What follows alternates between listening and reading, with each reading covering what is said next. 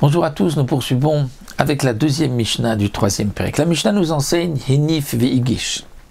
Comme nous avons vu dans la Mishnah précédente, il fallait faire des balancements avec la mincha, l'offrande de la sota. Les balancements se faisaient, la femme avait la mincha dans ses mains, dans un keli sharet qui était posé sur ses mains, un ustensile du Beth Amikdash, et le Kohen mettait ses mains sous les mains de cette femme et faisait les balancements avec elle.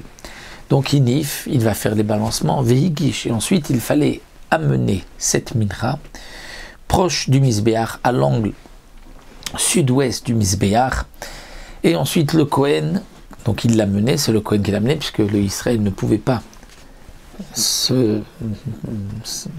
s'avancer jusqu'au Misbéach, donc c'était le Kohen qui le faisait.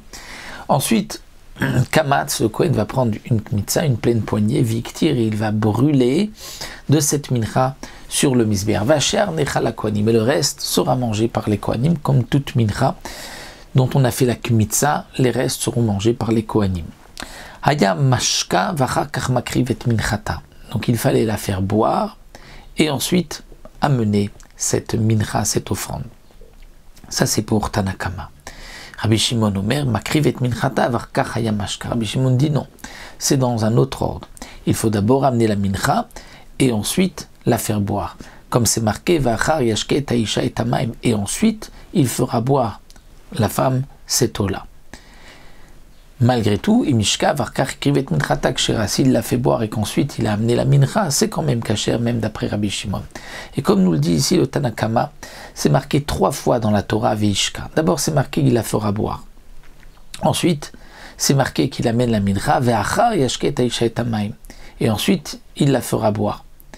Et encore une fois, dans la Torah, c'est marqué, une troisième fois, il la fera boire. La machloket dans les Tanaïm ici, c'est de savoir quel est le pasouk qui est d'Afka. Est-ce que c'est le premier, on la fait boire, et ensuite il y a la mincha, ou il y a la mincha, et ensuite on la fait boire.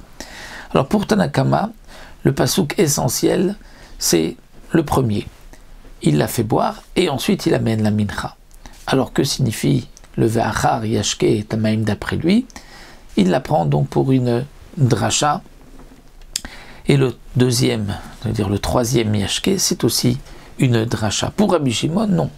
C'est le deuxième pasouk qui est lui essentiel, donc d'abord la mincha et ensuite on la fait boire. Et le premier pasouk et le troisième pasouk vient aussi pour une dracha. Le dernier pasouk vient pour la dracha pour nous dire que si la Megillah a été effacée, eh bien on la fera boire de force. Même si elle dit je ne veux plus boire, étant donné qu'on a effacé, on la fera boire. Ça c'est ce qu'on apprend donc de ce dernier pasouk. Et le premier pasouk pour Rabbi Shimon vient nous apprendre que Bediavad, si on l'a fait boire avant d'avoir amené la mincha, c'est kasher.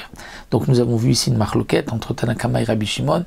Est-ce que on la fait boire et ensuite on amène la mincha, on la brûle, ou d'abord on brûle la mincha et ensuite on la fait boire? Et comme nous l'avons vu, c'est donc une marloquette dans l'explication des psukim.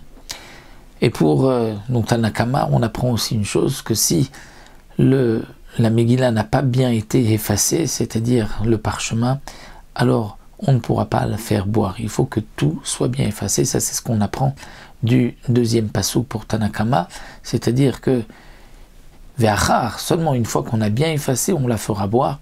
Donc, comme nous l'avons expliqué, chacun explique les psukim de manière différente. Est-ce que c'est le premier pasouk qui est essentiel ou le deuxième, comme nous l'avons vu d'après Rabbi Shimon?